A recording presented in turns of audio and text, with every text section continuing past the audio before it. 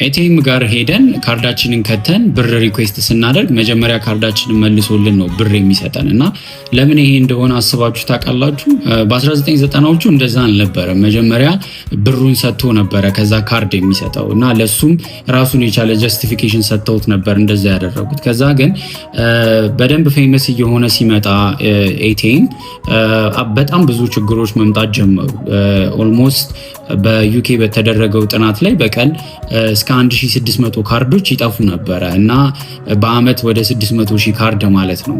ይሄም አንድ ካርድን ሪኢሹ ለማድረግ ወደ $3 ይፈጅ ነበር በዛ ጊዜ ወደ 1.8 ሚሊዮን ዶላር ማለት ነው በ1990ዎቹ። ኢማጂን እንግዲህ ምን ያህል ኮስቲ ኦፕሬሽን እንደነበረ ማለት ነው። እና ይሄንንም ሲያዩ በደንብ ፕሮሰሱን ማጥናት ጀመሩ። ለምንድን ነው ካርዶቹ እየጠፉ ያሉት ሲባል መጀመሪያ ብሩ ከተሰጠው በኋላ ሰውየው ብሩን ይዞ ይሄዳል ለካርዱ ያን ያህል ሴንቲሜንታል ቫልዩ ስለሌለው ማለት ነው። እና ከዛ እሷን ፍሊፕ ነበር ያደረጉት።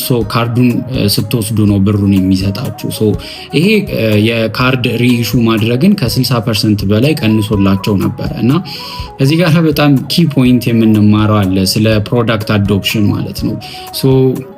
እኛ ሀገር ላይ አብዛኛው ፕሮዳክት የሚሰሩ ድርጅቶችም አብዛኛው እዚህ አካባቢ ላይ ያሉ አዳዲስ አይዲያዎችን አምጥተው ወደ ህዝቡ የሚያመጡ ሰዎች ጋር የሚሰማ ብዙ ጊዜ የሚወራ ነገር አለ። እኛ ሀገር ለአዲስ ነገር ክፍት አይደለንም፣ ለአዲስ ነገር ቶሎ አንቀበልም የሚባል ነገሮች አሉ። ግን አት ዘ ሴም ታይም ደግሞ እኛ ሀገር ላይ ኦልሞስት አንድ ፕሮዳክት መጥቶ ሪሊጂየስሊ ህዝቡ ሲጠቀሙ ታያላችሁ። ከዚህ ፕሮዳክት ውጭ አልጠቀምም እስኪል ድረስ ማለት ነው። እና ይህንን ዲፍረንስ የሚያመጣው ከስተመር ሴንትሪክ ፕሮዳክት ዲዛይኖች ናቸው ብዬ አስባለሁ። ከስተመሩ ትሩሊ ኒዱን ስትነኩለት ከዛ ውጪ ሌላ ነገርን እስከማይቀበል ድረስ እናንተን ሊከተላችሁ ይችላል ብዬ አስባለሁ። አይ ዶንት ቲንክ የሰው ፕሮብለም ሳይሆን ፕሮዳክቶቻችንን ዴቨሎፕ የምናደርግበት የምንሄድበት ፓዝ ፕሮብለም ነው ብዬ አስባለሁ።